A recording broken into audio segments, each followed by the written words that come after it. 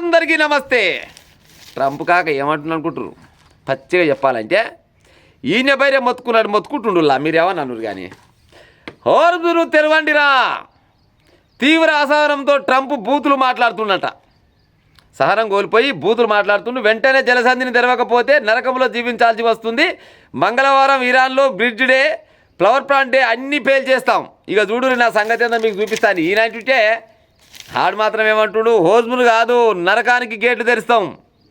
హోర్ముజును కాదు, జలసంధిని కాదు తెరిచేది, నీకు నరకానికి గేట్లు తెరుస్తామని ఏమో అవతలోడు చెప్తుడు. చూడురే, ఆయననే చెప్పిరు ట్రంపు యుద్ధం మొదలుపెట్టడం మాత్రం నీకు తెలుసు, ఆపడం నీ తరం కాదని వాళ్ళు చెప్పిరాలు.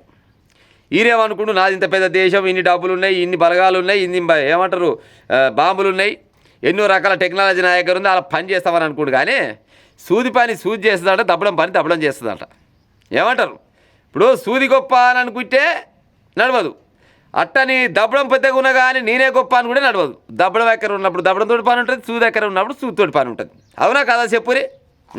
ఇవ్వాలంటాడు మీరు హోర్ముజును తెరవకుంటే ఒక్కొక్కరి సంగతి చెప్తారు. యూ బ్లడీ రాస్కెల్ స్టూపిడ్ అంటున్నట. సహనం కోల్పోయి అంటుంటే వాళ్ళు మాత్రం వింటురా? లేదు లేదు లేదు లేదు, నీకు జలసంధిని కాదు తెలిసేది, నరకం గేట్లు తెరిచి చూపిస్తాం, నరకం అంటే ఏందో నీకు చూపిస్తామనేమో వాళ్ళంటారు. వాయ్యా, మీ ఇద్దరి పొత్తుల మీరు నాశనం అయిపోను.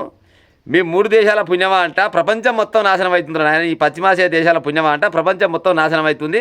యుద్ధాలు జరిగితే ఏం మిలిగదు, బూడిద తప్పితే అంతకంటే మిలిగేది ఏమి లేదు. కాకపోతే మీ ఏమంటారు అధికారం కోసమో, అహంకారం కోసమో, ఆధిపత్యం కోసమో ఈ యుద్ధాలు మొదలుపెట్టారు. కానీ ప్రపంచం మొత్తం నాశనం అవుతుంది. మమ్మగారించారు, ఆపే ఉపాయం చెయ్యిరి.